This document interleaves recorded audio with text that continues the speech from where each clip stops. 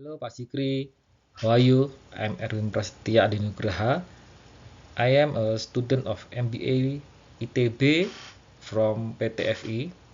Right now, I will discuss about consumer willingness to pay for renewable electricity in urban area. Okay, let's start. This is the background of our study. Global are right now shifting from fossil fuel to renewable energy. It is driven by climate change awareness and the need of energy security. Indonesia right now relies heavily on fossil fuel, around 81%. The target of renewable electricity in 2025 should be 23%, but unfortunately we are not achieve it. Okay, and then for renewable electricity we have higher costs, and we have to very careful because it is very sensitive in Indonesia with the cost of electricity. And then the study will focus on willingness to pay of urban citizen non-subsidies to analyze public acceptance of renewable electricity with higher tariff. Research methodology that is used in this study is discrete choice experiment. It is a quantitative methodology, and then contingent valuation method. It is a qualitative methodology. In DCA method, we conduct a survey, and then respondent choose between the option that has been given, and then it is measure preference and acceptable cost. It is also include demography, psychology, and attitude, and it is use hierarchy bias and RFC simulation. In CVM method, it is measure value of non-market good, and then it make a hypothetical market scenario with cost, and then it use dichotomous question for willingness to pay, and then it is widely used in renewable energy valuation study. Global renewable share right now around average 30 to 35. In Indonesia, in 2025 we have target of renewable electricity around 23%, but we are at 19% right now. And then the study is conducted in major urban cities like Jakarta, Surabaya, Medan, Bandung. And then Indonesia PLN monopoly on electricity distribution. In Indonesia, if we want to shifting to the renewable energy, it is very challenging because we need to raise the tariff, and then if we raise the tariff, it is a very sensitive issue with the political and social economy. And then the electricity consumption in residential is around 46%. We have 77 million residential user, and then 32 million is subsidized by government, and it is excluded from this study.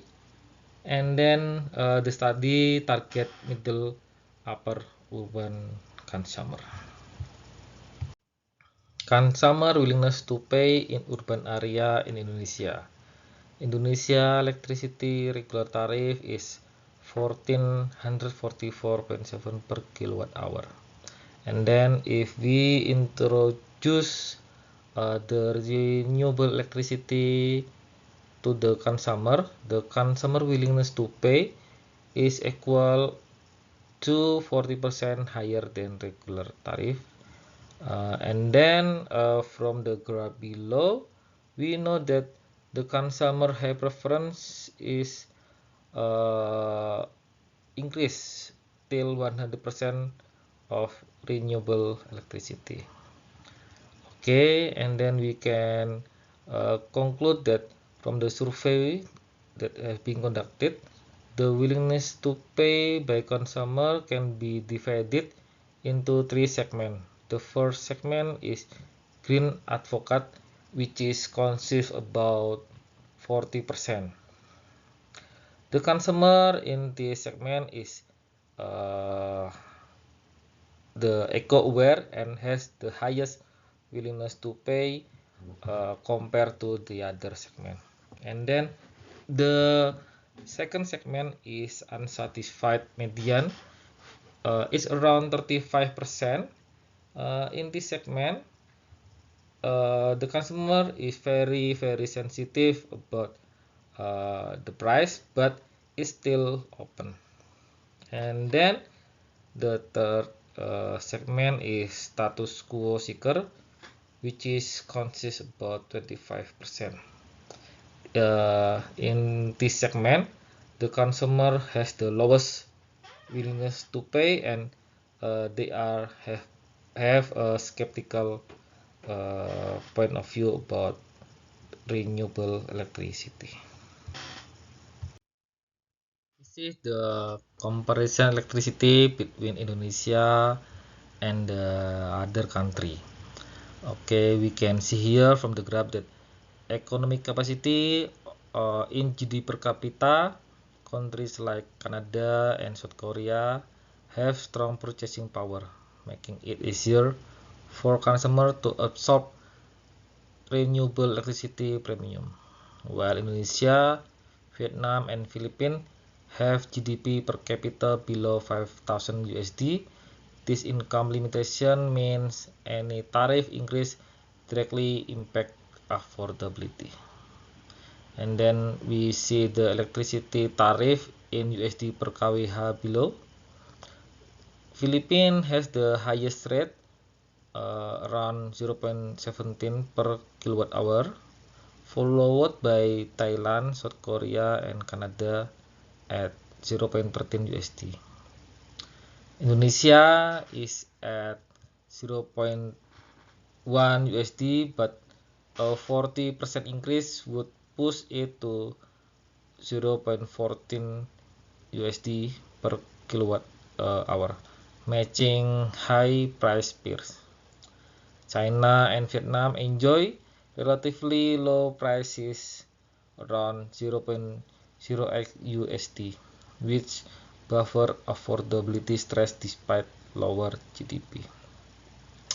And then for the affordability in percent of daily income per kilowatt hour, we have here Philippines is at 1.52%, which is extreme affordability stress. Adding renewable premium would be politically challenging, while Indonesia is 0.74%. It is mid affordability, moderate room for renewable cost recovery. And then Malaysia is at 0.26%, China 0.22%, and then South Korea is 0.14%, Canada 0.09%. This low stress, high flexibility for renewable electricity. Okay, then we see the right hand side here. After 40% tariff increase in Indonesia rise to 1.03%, closing in on the Philippines, making it the second most affordability constraint among the group. This reduces consumer willingness to pay for additional renewable charge, unless paired with visible direct benefit. And then the high GDP and low affordability stress, like Canada, South Korea, China, it has most potential for market-driven renewable growth via consumer premium. And then mid GDP and moderate affordability stress, like Malaysia and Vietnam, it has willingness to pay, and then it can be nurtured with the subsidies, education and energy efficiency gain. And then for the low GDP and high affordability stress like Philippines and Indonesia after 40% increase, the renewable expansion need heavy policies cushioning to avoid public backlash. For Indonesia, meeting renewable target while preserving willingness to pay will require correct target segmentation, middle up segment, and gradual tariff increase to tangible improvement. This is the recommendation if Indonesia want to continue to expand their renewable electricity plan.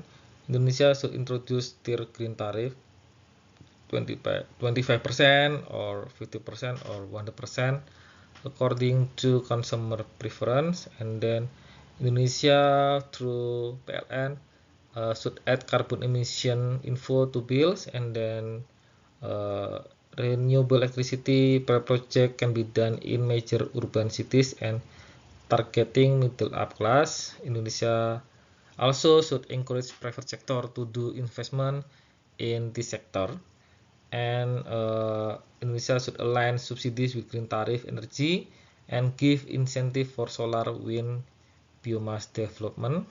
And then Indonesia should invest in education and awareness regarding of renewable electricity.